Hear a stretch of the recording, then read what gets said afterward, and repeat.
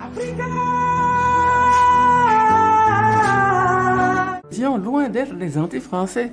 Nous étions des amis de la France, mais nous refusions, et en particulier des gens de ma tendance, nous refusions d'être des larbins, des instruments de la France. Nous voulions être des gens indépendants, mais mettant ensemble ce que nous avions vraiment de commun avec la France. Il y a cette communauté de langue, quelque chose de formidable. Et puis l'histoire, il y a des liens que nous avons tissés à travers l'histoire, qui sont des liens privilégiés, que nous n'avons pas avec les États-Unis d'Amérique, ni avec l'Angleterre. Et donc, nous étions vraiment bons pour faire un sort particulier, pour avoir des relations privilégiées avec la France.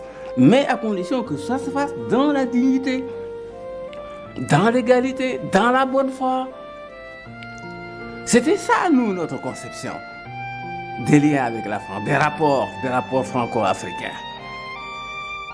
Et je l'explique d'ailleurs, je crois, dans mes mémoires, que nous étions des amis, nous n'étions pas des anti-français, des amis de la France, mais pas des valets de la France. Nous refusions d'être des valets de la France. Alors... Et c'est tellement vrai que chaque fois que je faisais une tournée, que je partais en mission à l'extérieur, aux États-Unis, en Union soviétique, je passais par Paris, parce que le passage obligé c'était Paris, n'est-ce pas, pour aller de chez nous à l'extérieur. Chaque fois, quand j'arrivais ici, on me demandait, Foccart, justement, qui était dans la communauté, est-ce que vous souhaitez rencontrer le général de Gaulle? J'ai dit non, je n'ai pas à rencontrer le général de Gaulle. C'est comme si je rendais compte au général de Gaulle.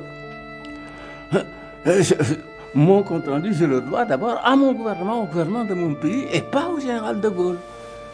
Voilà un exemple précis. Alors c'est depuis que les choses ont changé complètement. Les rapports ont changé complètement. On est devenus des vassaux. Les chefs d'État ont accepté ensuite, sous l'influence de gens comme Foccart. Et ben, voilà, les choses ont changé.